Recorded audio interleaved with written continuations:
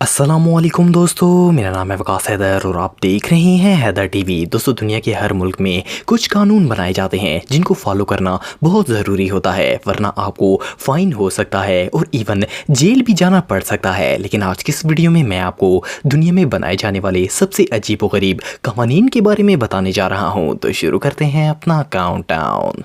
Subscribe करें Haider TV को और बेल आइकन को दबाएं इंफॉर्मेटिव वीडियोस सबसे पहले देखने के लिए।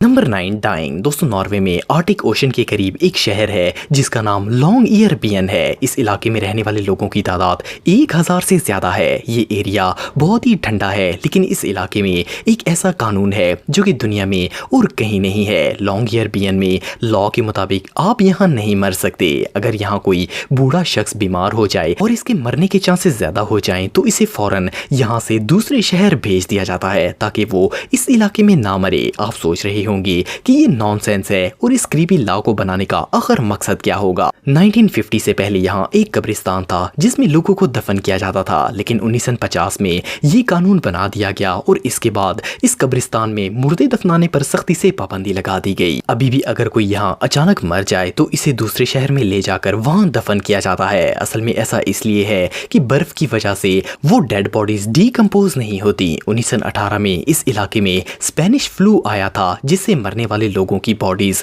दफनाने के बावजूद डीकम्पोज नहीं हुई थी और वो वायरस दोबारा फैलने का खतरा था। इसलिए यहाँ मरने वालों को दफनाने पर सख्ती से पाबंदी लगा दी गई। ये दुनिया के सबसे वियर्ड लॉज में से एक है। Number 8, gun. दोस्तों, आप सब ये बात तो जानते होंगे कि दुनिया के तकरीबन हर मुल्क में कोई शख्स लाइसेंस के बगैर गन नहीं रख सकता। अगर आपके पास गन हो और इसका लाइसेंस भी हो तब भी आप इसे हर जगह लेकर नहीं जा सकते। लेकिन क्या हो अगर गवर्नमेंट आपसे कहे कि जब भी घर से निकले तो अपनी बंदूक साथ लेकर बाहर आएं और गन ना रखने पर जुर्माना हो। वेल, ये वियर्ड लॉ भी नॉर्वे के लॉन्ग ईयर बियन इलाके में मौजूद है। इस इलाके के हर रेजिडेंट को रात बाहर निकलते वक्त अपने साथ राइफल या गन रखना जरूरी है। इसकी वजह यह है कि इस इलाके में बहुत से पोलर बेयर पाए जाते हैं। ये खतरनाक जानवर कभी भी इंसान पर हमला कर सकता है, इसीलिए जब भी घर से रात के वक्त बाहर निकला जाता है तो हर रेजिडेंट अपने साथ गन लेकर निकलता है। Number 7, interrupt wedding. दोस्तों, आप सबने बहुत सी मूवीज में देखा होगा कि हीरोइन की शादी लास्ट स्टेज पर होती है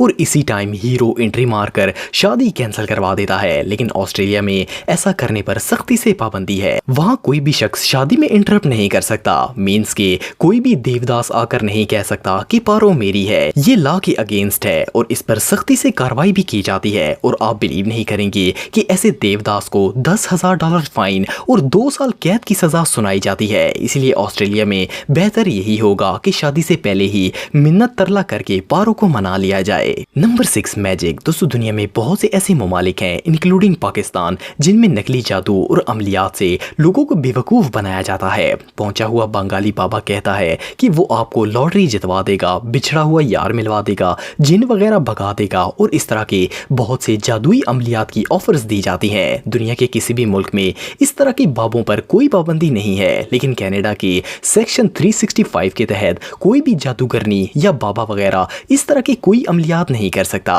इस लॉ के मुताबिक जादू से चीजें ढूंढना, गायब होना, जादू से लॉटरीज जितवाना और ये दावा करना कि मेरे पास जादुई शक्तियां हैं, ये सब ममनू है और ऐसा करने वाले को जेल में डाला जाएगा। सो एटलीस्ट बंगाली बाबा की दुकान कनाडा में तो नहीं चलेगी। Number 5, time travelling. दोस्तों, टाइम ट्रेवल के मुतालिक बहुत सी थ्योरीज हैं। कुछ लोग इसे रियल मानते हैं और कहते हैं कि टाइम ट्रेवल और टेलीपोर्टेशन पॉसिबल होती है, जबकि ज्यादातर लोग इसे सिर्फ एक फिक्शन मानते हैं। पर जो भी हो, बहुत सी हॉलीवुड मूवीज में आपको टाइम ट्रेवल से रिलेटेड बहुत से सीन देखने को मिलेंगे। लेकिन चाइना के लॉ के मुताबिक टाइम ट्रेवल पर सख्ती से पाबंदी है। इवन हर वो हॉलीवुड फिल्म जिसमें टाइम ट्रेवल से रिलेटेड कोई भी सीन हो वो चाइना में बैन हो जाता है। चाइनीज ब्यूरो का मानना है कि ये फिक्शन टेलीपोर्टेशन फिल्म्स हमारी तारीख को डैमेज करती हैं और लोगों के जहन में इंसानी तारीख का बिल्कुल गलत तस्वर पैदा होता है। इसलिए चाइना में टाइम ट्रेवल से रिलेटेड हर चीज पर सख्ती से पाबंदी लगाई गई है। Number 4, playing with snowball. दोस्तों, अगर आप किसी बर्फानी इलाके में रहते हैं तो आप डेफिनेटली स्नोबॉल बनाकर जरूर खेले होंगे। ये बच्चों का फेवरेट गेम है। लेकिन अमेरिका के इलाके कोलोराडो में स्नोबॉल से खेलने पर सख्ती से पाबंदी लगाई गई थी। ये कानून यहाँ 1920 से चलता आ रहा था। ये लॉ बिल्कुल नॉनसेंस था क्योंकि इसका प्रैक्टिकली कोई नुकसान नहीं था। 100 सालों से इस कानून पर किसी ने तवज्जो नहीं दी। लेकिन अक्टूबर 2018 में एक 9 साल का बच्चा